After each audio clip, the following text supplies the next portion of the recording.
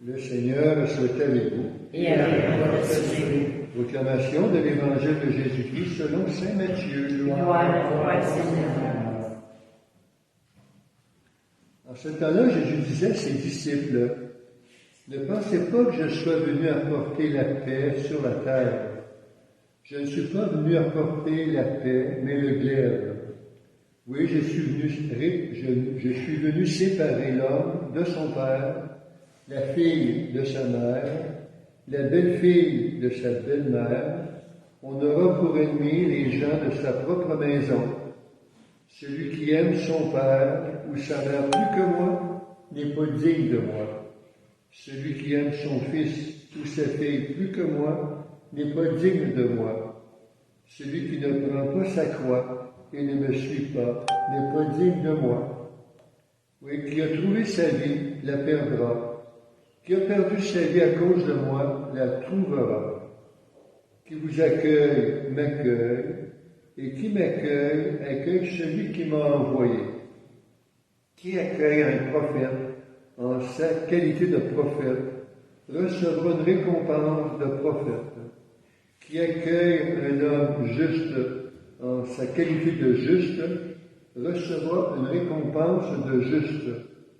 Et celui qui donnera à boire même un simple verre d'eau froide, d'eau fraîche, à l'un de ses petits en sa qualité de disciple, amen, je vous le dis, non, il ne perdra pas sa récompense.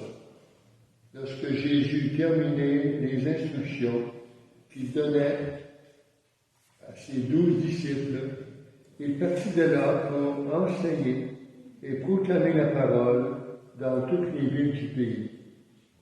Acclamons la parole de Dieu. Louange à toi, Seigneur Jésus.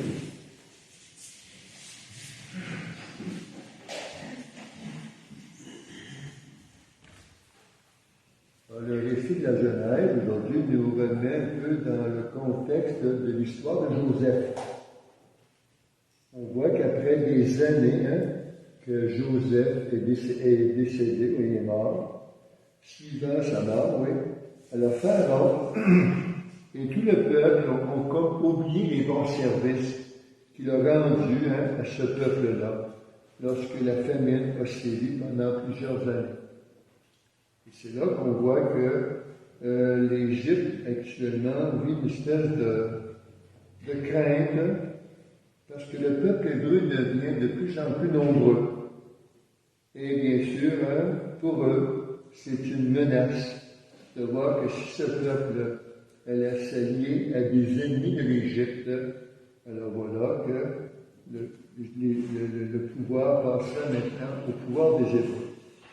Donc, ils sont si nombreux qu'il devient donc urgent de s'en débarrasser avant que l'idée leur vienne de contrôler le pays. Donc ce peuple connaîtra des années de misère.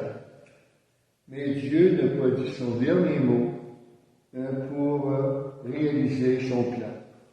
Donc la méchanceté, la jalousie, la dureté du cœur ne peuvent rien contre le plan de Dieu. Donc le Seigneur intervient dans son histoire, mais plus tard il agira. Les Écritures appellent donc sans cesse que malgré les apparences, Dieu est toujours à l'œuvre, même dans cette souffrance que le peuple a traversée, et son salut sera aussi entier. Alors voilà la réflexion pour l'histoire de la Genèse avec Joseph. Et dans l'Évangile, Jésus fait aussi preuve de réalisme lorsqu'il s'adresse à ses disciples. Le pire est envisagé dans cette démarche de marcher à la suite du Christ. Alors c'est envisagé d'incompréhension, des souffrances, du reniement, aller même jusqu'au martyre. Donc il faudra beaucoup de courage, une foi profonde pour la personne du Messie. Donc, suivre Jésus appelle donc le disciple d'hier comme celui d'aujourd'hui au dépassement constant de soi.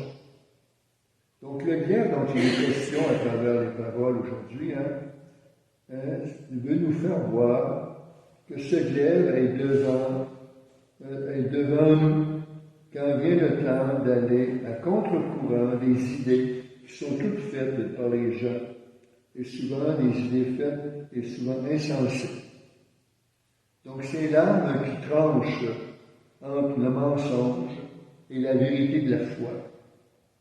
Donc la mission qu'il nous a léguée nous invite donc à rejeter des fausses conceptions du royaume du Messie et de Dieu lui-même. Rien de magique, ni non plus rose bonbon que de vouloir suivre le Christ.